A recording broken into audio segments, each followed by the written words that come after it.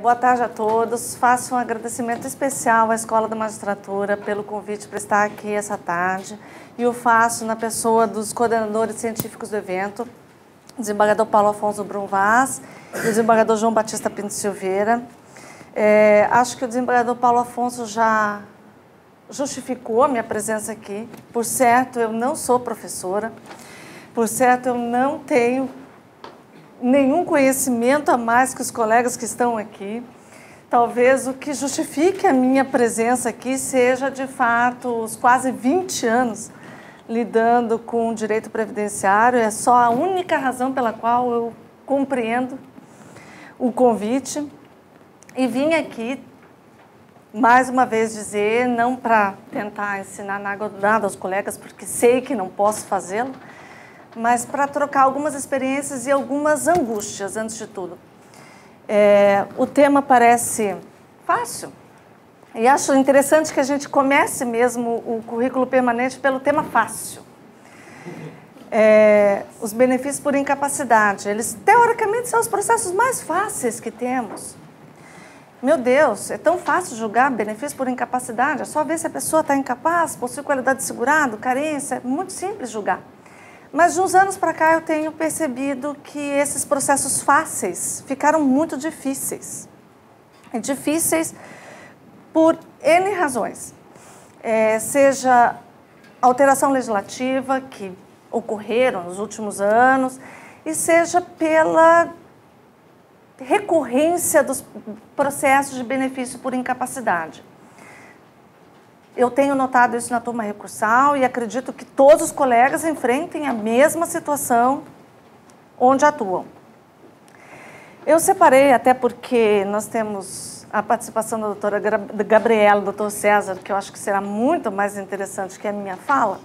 Então, eu tomei a liberdade de separar só 4 temas que parecem que, ou pelo menos a mim, tem incomodado mais. São 2 temas relativos à matéria de direito e 2 temas que envolvem fatos. Eu vou começar pelo mais fácil, teoricamente, os de processo de matéria de direito, mas que tem me angustiado. O primeiro tema, e vou falar só daquilo que de fato é novidade, ou os processos começaram a se avolumar em relação a esses temas, são os temas relativos à alteração legislativa a respeito da carência dos benefícios por incapacidade. Com a MP 739 de 2016, 767 de 2017, que depois foi convertida na Lei 13.457, o que se percebe é que houve uma significativa alteração na contagem da carência e da recuperação das contribuições anteriores para efeito de implemento da carência, dos benefícios por incapacidade. E a maior dificuldade, me parece, está na sucessão legislativa.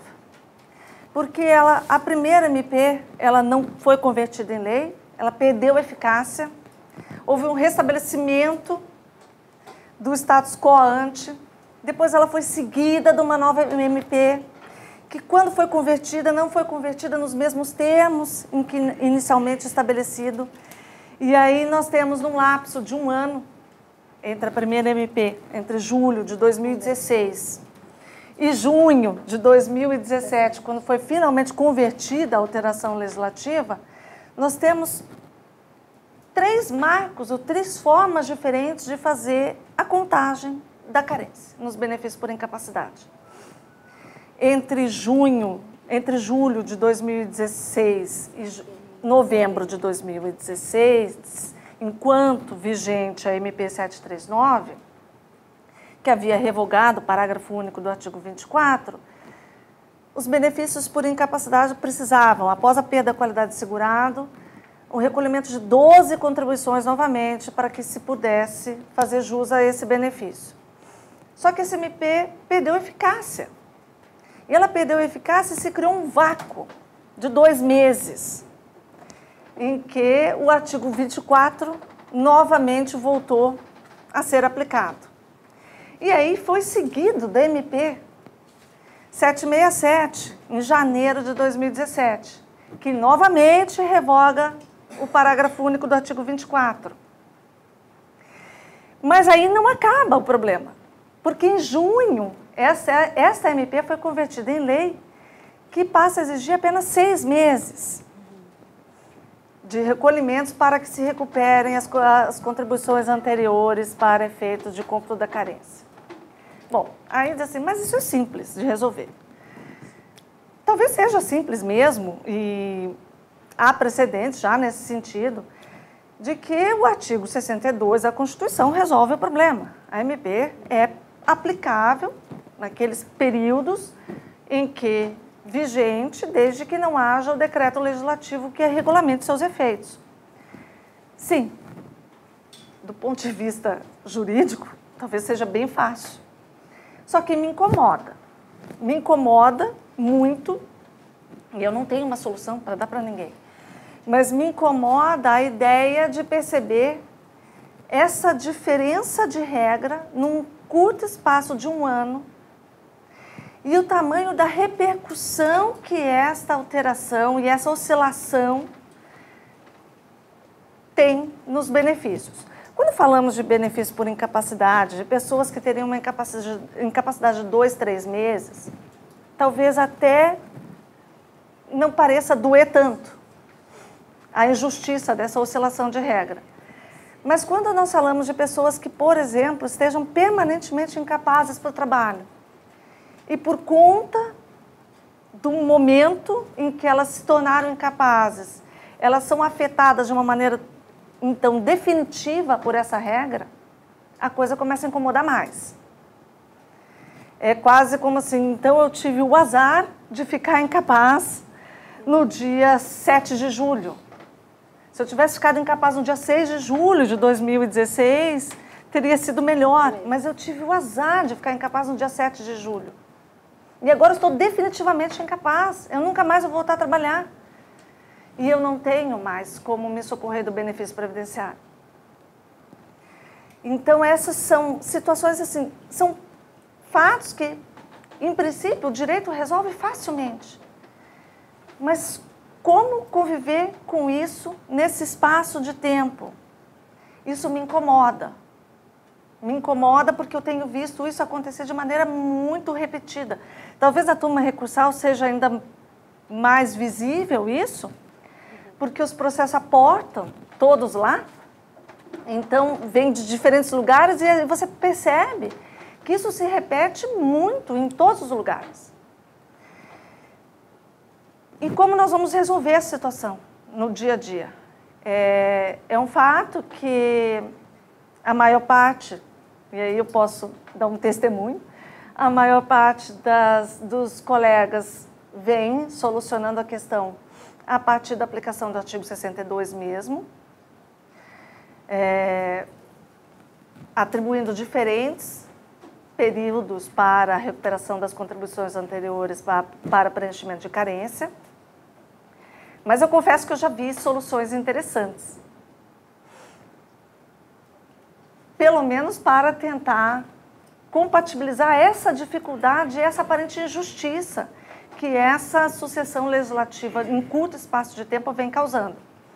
Já vi decisões interessantes no sentido de reconhecer que, ao menos, para o período da segunda MP, a 767, como ela foi convertida em lei com alterações, essas alterações teriam uma aplicação retroativa desde a edição da MP 767.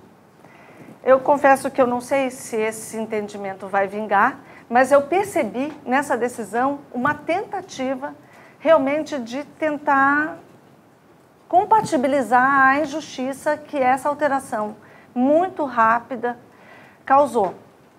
O fato é que essa matéria é uma matéria de direito e que, por mais que nos angustie, ela inevitavelmente será decidida pelas instâncias superiores. A TNU recentemente afetou um processo representativo de controvérsia a respeito do tema. Me parece que o STJ vai demorar um pouco mais para resolver a questão, até que um processo chegue com essa discussão no STJ.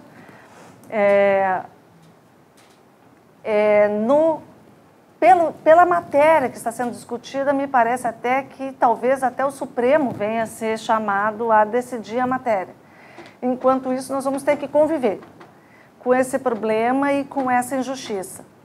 Eu espero que essa questão se estabilize o mais rápido possível, porque é um número muito grande de processos que vem chegando com essa discussão e não dá para considerar uma discussão secundária, ainda que aparentemente fácil. A segunda questão fácil, mas que me incomoda, é a questão da alta programada judicial. Essa é um pouco mais fácil, porque essa sim, o STJ já tem um entendimento firme e que é a orientação jurisprudencial da jurisprudência praticamente pacífica, no sentido de que a alta programada ela não tinha previsão legal antes da edição dessas medidas provisórias e que, portanto, ela não poderia ser aplicada aos benefícios concedidos ou que preenchesse os requisitos anteriormente à vigência dessas medidas provisórias. No âmbito do nosso tribunal, isso é bastante pacífico. Também no que diz respeito à alta programada judicial. O nosso tribunal entende que não era possível a aplicação da alta programada judicial antes da expressa previsão. A TNU também assim entende. A TRU é que destoa um pouco, né? Porque a TRU tem um entendimento já há bastante tempo, reconhecendo a validade da alta programada judicial, mesmo para o período anterior à vigência das medidas provisórias. Mas o que se vê é que a jurisprudência da TRU é a voz isolada. O fato é que o STJ caminha nesse sentido, o tribunal tem entendimento firme nesse sentido e também a TNU, no sentido de que a alta programada, nem mesmo a judicial, era admissível antes da edição das medidas provisórias. A questão que parece surgir agora é após a edição das MPs, que expressamente, então, previram o Instituto da Alta Programada Judicial.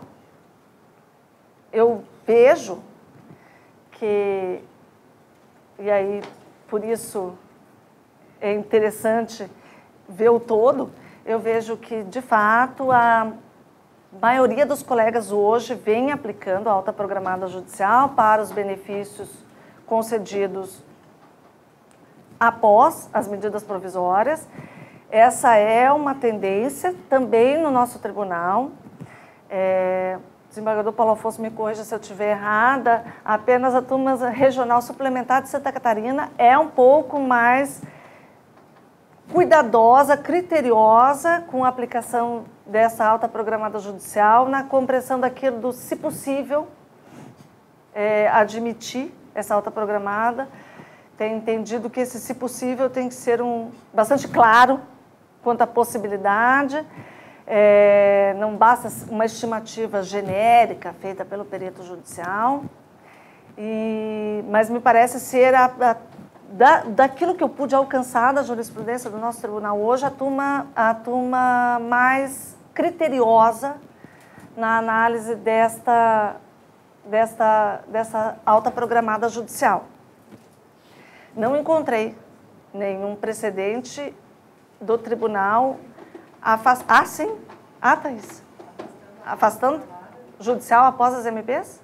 Sim, a gente está com uma posição um pouquinho temperada em relação à alta programada.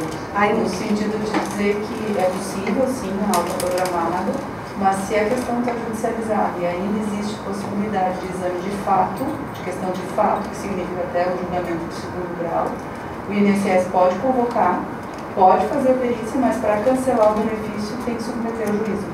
Então essa ainda é uma outra posição da sexta turma. A turma regional do Paraná, ela tem admitido com mais facilidade. E a quinta turma também do tribunal tem admitido, encontrei precedentes admitindo.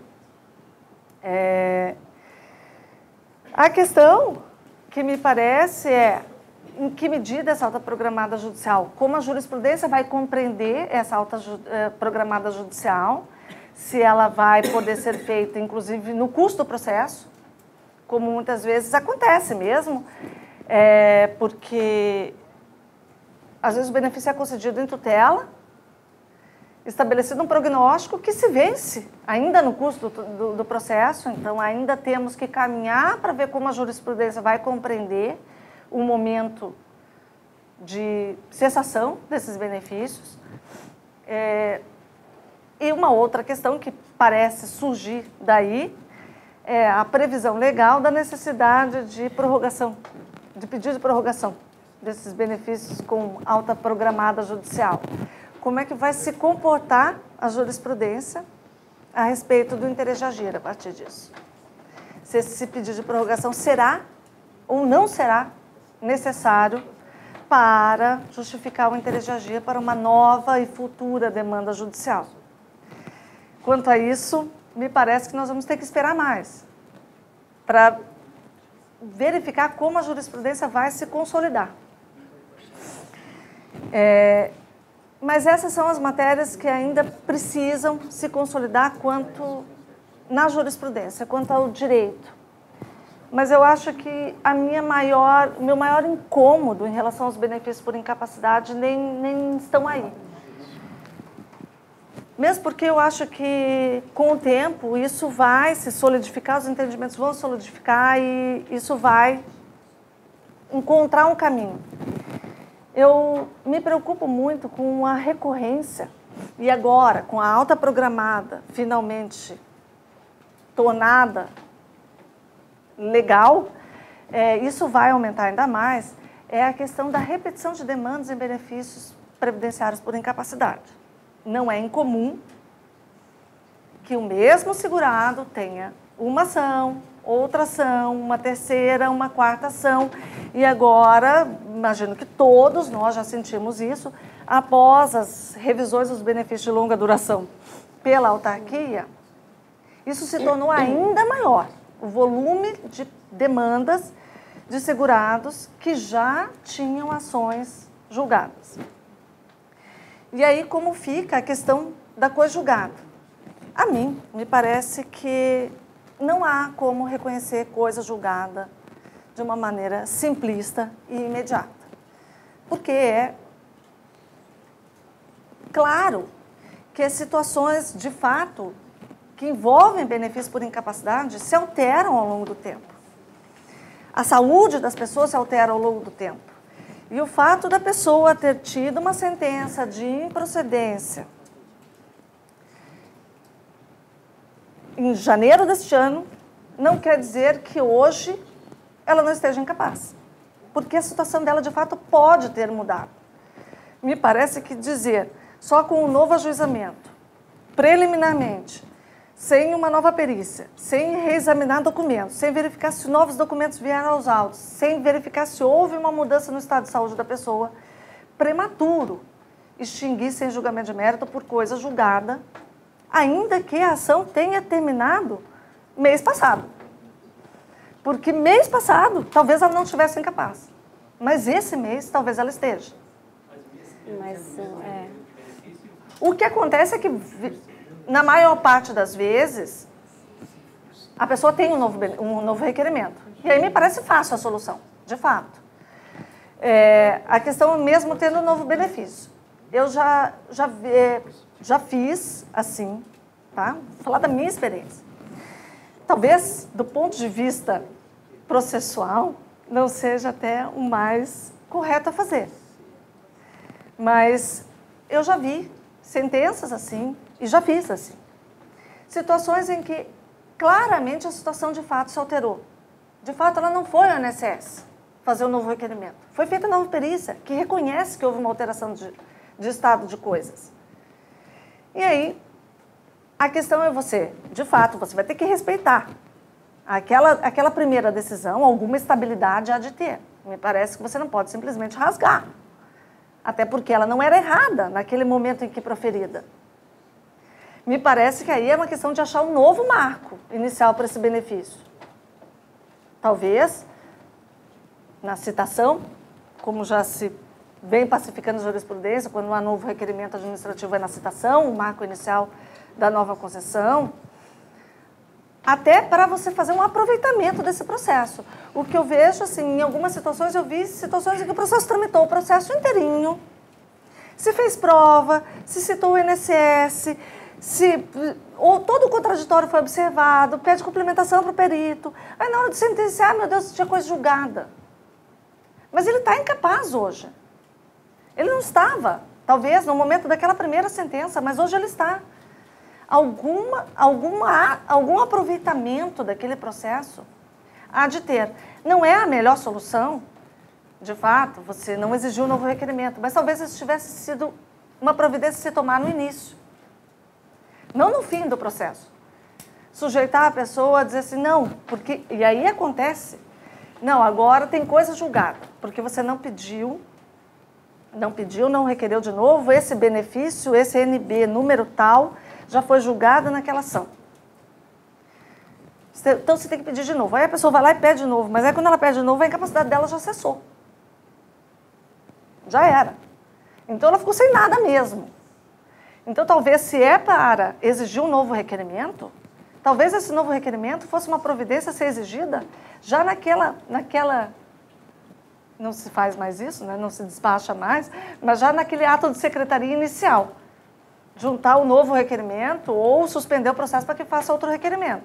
Agora, depois de 6 meses, 8 meses, com uma incapacidade que persiste, reconhecida, você reconhecer que houve coisas julgadas de uma maneira simplista, é complicado. Acho bem complicado, apesar de concordar com um posicionamento diferente, no sentido de que, processualmente, não era o adequado a se fazer.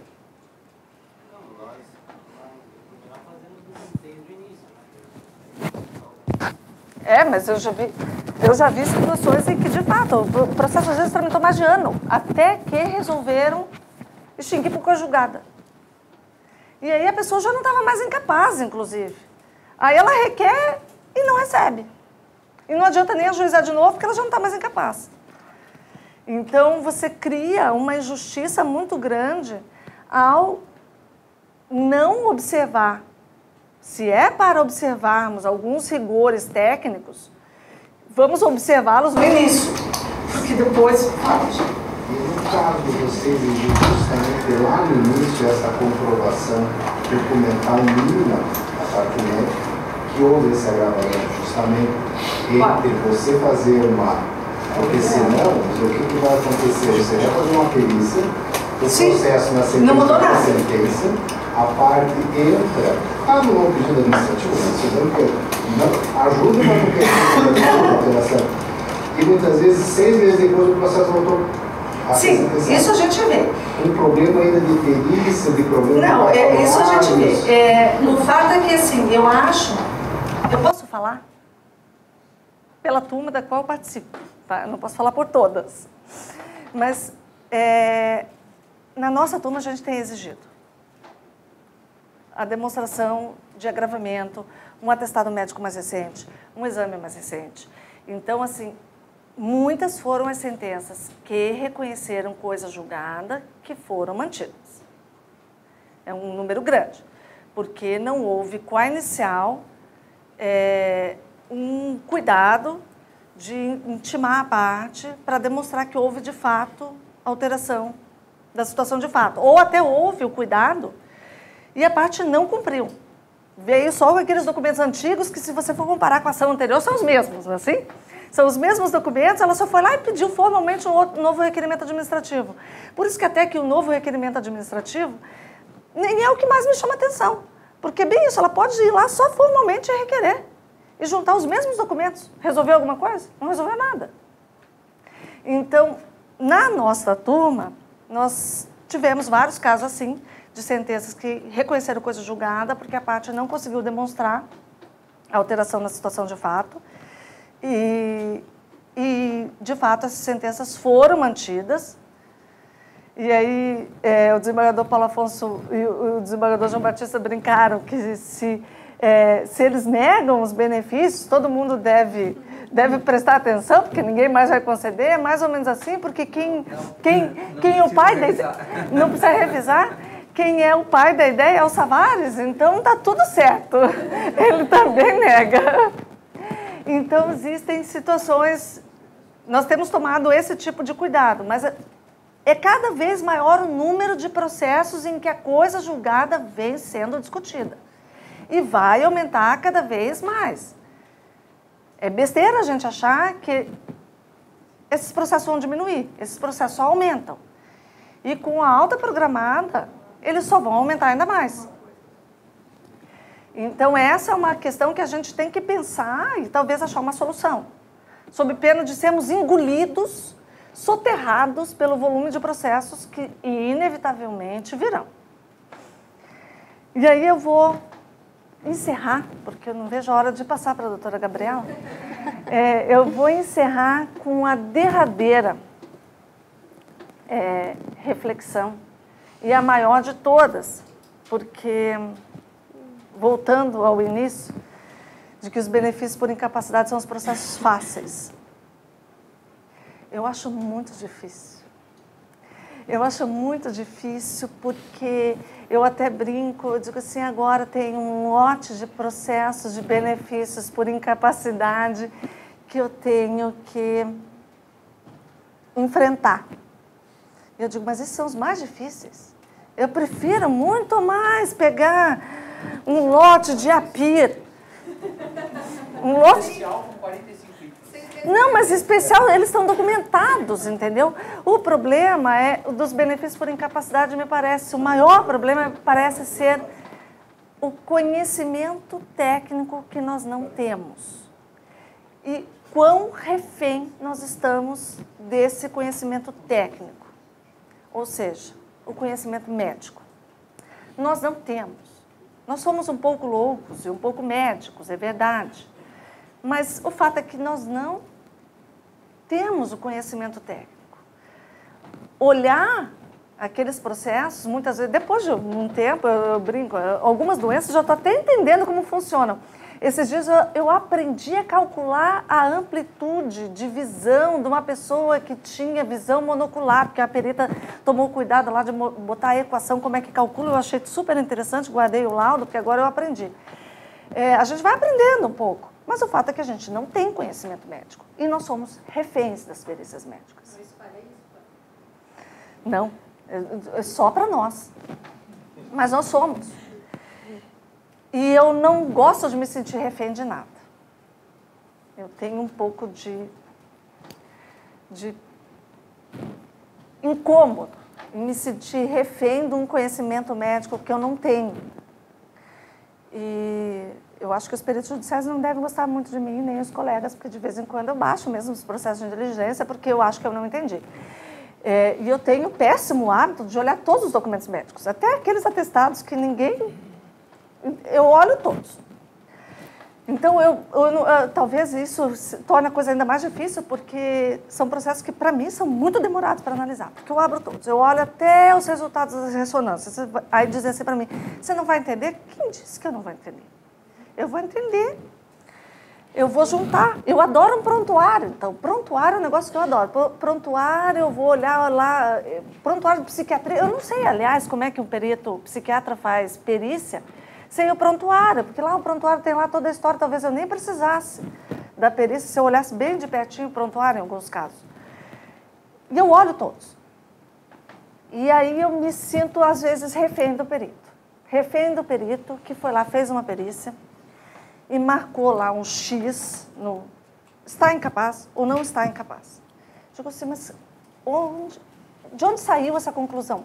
Porque nós vemos muitas perícias de muita qualidade. E muitas perícias que dizem assim, tá, mas com base no que ele concluiu isso? Por que ele marcou o X aqui? E eu não consigo não saber a resposta. Entendeu? Então, às vezes, eu baixo em diligência para o perito me explicar por que ele marcou aquele X, porque eu não consigo ficar só com aquele X. E aí eu tenho essa angústia a respeito das perícias médicas. E aí eu vou Eu não tenho a solução para isso. Não tenho a solução de como fazer uma boa perícia. Porque a boa perícia, eu diria, não depende nem de nós. Depende também do médico. Depende também do médico compreender que ele está falando conosco. Não com um colega médico que há de entender tudo, que há de entender todas as siglas. Eu já vi laudos que vêm N siglas, eu vou saber o que significa aquelas siglas. Custa. Não sei se é possível participar durante a... Claro! Eu também sinto essa dificuldade no segundo estágio, e não raro, ou até o contrário, muitas vezes converti em dirigente. Eu também. E eu tenho uma visão assim de que nós não possamos ser reféns da perícia médica. Porque a perícia médica, ela é um dos indicativos para a concessão do benefício. Eu fico muito tranquilo quando a perícia médica me diz que uma pessoa tem uma determinada incapacidade. E aí, a partir de então, porque eu não sou médico, não posso constatar se tem ou não, mas a partir de então, aí eu busco outros fatores para contextualizar aquela informação e chegar a uma conclusão se deva ou não conceder o benefício. Assim como quando, e aí é que é o principal para a minha análise, ele diz que a pessoa não está incapaz. Mas ele me diz, ele conclui que ela não está incapaz para o trabalho. Mas ele me diz através dos exames que ela tem um problema na coluna. Isso ele me diz. Então aí a ressonância, eu olho a ressonância também, e vejo que tem realmente um problema na coluna. Ele me diz que tem um problema visual, mas ele conclui que não é incapaz. E aí, se eu for somente naquela conclusão, eu vou negar o benefício. Mas eu tenho que contextualizar. Eu tenho aquela informação, então que ele tem um problema, o médico está me dizendo, mas ele acha que ele não é incapaz, ele conclui que não é incapaz. Mas eu posso concluir que ele é incapaz, com base na afirmação que ele tem um problema. Por quê? E o prontuário dele vai ajudar? Sim, o prontuário ajuda muito. Por que eu posso concluir? Porque uma pessoa que tem os seus 58 anos, que no padrão atual, mas é no nosso padrão aqui, até é uma pessoa relativamente jovem. Mas para o operário da construção civil, ele não é. Então o médico diz assim, olha, se ele fizer uma fisioterapia, se ele fizer um determinado tratamento, ele vai melhorar. Né? Em primeiro lugar, ele não consegue fazer fisioterapia. Fisioterapia no SUS marca para daqui a um ano. Em segundo lugar, se ele conseguisse fazer a fisioterapia e tomasse medicamentos que diminuísse a sintomatologia de dores, né? O que iria acontecer? Ele faria 3 meses esse tratamento, 2 semanas trabalhando na construção civil de novo, já ia voltar.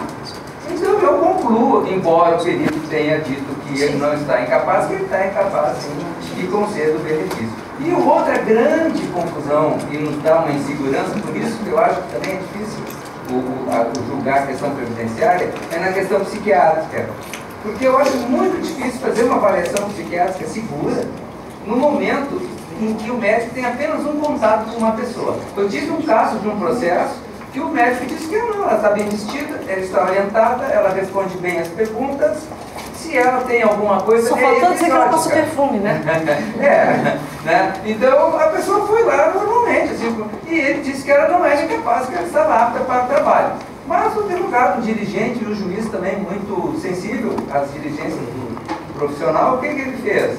Ele juntou prontuários de ocorrências policiais, aonde ela tirava roupa na rua, aonde ela apedrejava carros. Então, assim, tinha umas 10 ocorrências policiais. Momentos, assim, do emprego que os colegas levaram ela para a clínica Pinel porque tinha dado um surto. Sim. E lá vai. E o perito não olhou absolutamente nada. E aí o advogado fez esquisito, juntou isso aí e perguntou. Aí o perito, não, pois é, não, realmente ela tem problemas e tal. Se tivesse ficado na primeira... Tinha morrido. Não tinha condições. E aí eu vou aproveitar o seu gancho para encerrar, porque já me mostraram 2 vezes a plaquinha. Eu vou encerrar com 2 histórias, eu vou encurtar a história então, mas eu vou ter que contar, aproveitando o gancho do desembargador. Exatamente isso. O quão refém e quão incômodo é se sentir refém. Há uns anos atrás, quando eu estava no antigo Cicope, que hoje não é mais Cicope, e acho que talvez já nem exista mais, eu presidindo as audiências de conciliação, tinha lá um caso em que era para fazer a conciliação, em que a pessoa tinha uma incapacidade pregressa, ela não estava mais incapaz, segundo o perito judicial, tinha examinado ela uma semana antes, não estava mais incapaz. Era só para fazer um acordo, então, quanto aos atrasados. Aí, estou lá, aí o próprio preposto do INSS me chamou e falou, doutora, acho que não está certo isso. Eu falei, por que não está certo? Aí ele disse assim, vem olhar. Aí me aparece, o próprio INSS reconhecendo, me aparece o cidadão, ele era o segurado, ele era caminhoneiro, e ele mal conseguia andar. E ele não conseguia sentar. E aí, como é que eu vou botar o homem numa boleia? Aí o preposto do INSS falou assim, olha, doutora, eu até posso oferecer um acordo para ele, mas eu acho que ele está incapaz. Eu falei assim, também? Aí, o que você faz uma hora dessa? Mas o que me permitiu fazer aquilo? Olhar para ele. Às vezes, a gente está acostumado a dizer que não se prova incapacidade com audiência, mas às vezes se prova sim com audiência, porque às vezes olhar para a pessoa te dá uma outra visão da coisa. E aí eu chamei. Então, eu falei assim, na época, né, tudo no mesmo prato, chamei outro perito, falei assim, faça a perícia nesse homem de novo. E aí foi feita a perícia, se reconheceu que ele estava incapaz, e foi estabelecido um benefício para ele por uma duração, e aí depois eu fiquei sabendo, porque ele mesmo me mandou uma carta. O INSS acabou concedendo, no mesmo dia, foi concedido para ele o auxílio-doença, ele seria encaminhado para o setor de reabilitação profissional para ver se ele era reabilitável. Aí um dia ele me manda uma carta, que diz que graças à audiência, hoje ele estava aposentado por invalidez. Porque ele foi para o setor de reabilitação profissional do INSS e o INSS reconheceu que ele não tinha condição de ser reabilitado e muito menos de voltar para a atividade dele. E se eu tivesse julgado aquilo com base na perícia, a sentença era improcedente. Um outro caso que, assim, e agora eu vou acabar. Um outro caso era uma situação em que eu tenho um perito no Paraná que eu tenho o nome dele anotado. E ele faz perícia em várias subseções do Paraná. E aí me aparece uma perícia dele, eu falei assim, E aí eu abri os documentos do processo, porque daí quando a perícia vem dele, eu já presto mais atenção nos documentos. E aí não estava batendo. E aí eu resolvi, a sentença à época, era uma perícia, ele fazia uma perícia horrível, só tinha um X assim, não tinha nada de justificativa, então foi fácil, era só anular, foi anulada a prova, anulada a sentença, anulada a prova. Aí o juiz pegou, quando voltou, ele marcou a perícia, ele tomou cuidado de marcar com o mesmo médico. O laudo era de ausência de incapacidade, sem nenhuma justificativa.